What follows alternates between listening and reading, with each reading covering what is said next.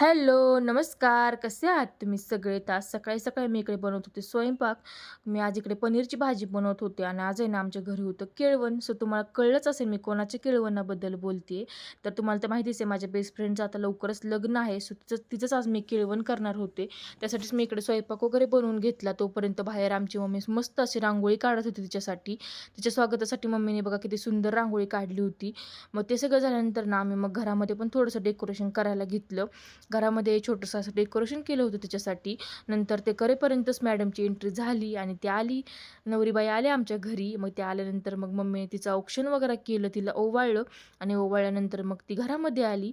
आल्यानंतर तिला म्हणलं, "तुझ्या जागेवरती तू बस." आणि त्याच्यानंतर आहे ना मग आम्ही जेवण करायला घेतलं. मी तिला मस्त असा घास भरवला. त्याच्यानंतर तिने पण मला भरवलं आणि मग आम्ही जेवण करायला घेतलं आणि हे बघा हे होतं फायनल डेकोरेशनचा लूक. सो सगळं डेकोरेशन असं काही झालं होतं. तिला तर खूप जास्त आवडलेलं. तुम्हाला कसं वाटतं नक्कीच मला कमेंट्स करून सांगा. आम्ही जेवण वगैरे करून घेतलं. मग त्याच्यानंतर परत मम्मीने तिला ओवाळलं वगैरे. तिची ओटी वगैरे भरली आणि त्याच्यानंतर आम्ही ओरिजिनल अवतारात परत बाहेर निघालो होतो.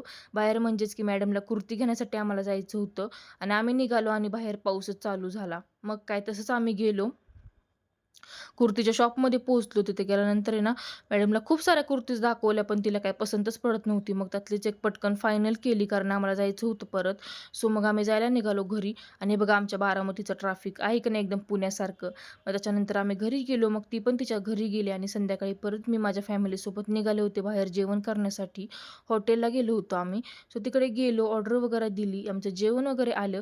आमच्या सगळ्यांचं जेवणसुद्धा झालं. पण तुम्हाला एक गंमत दाखवते. हे बघा, आमच्या सगळ्यांचं कधीच जेवण झालं, पण आमची मम्मी अजून जेवतच होती आणि ती काही जास्त खात नाही.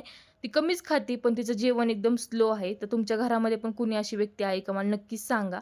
मग जेवण वगैरे आवरलं आणि मग आम्ही घरी गेलो. थँक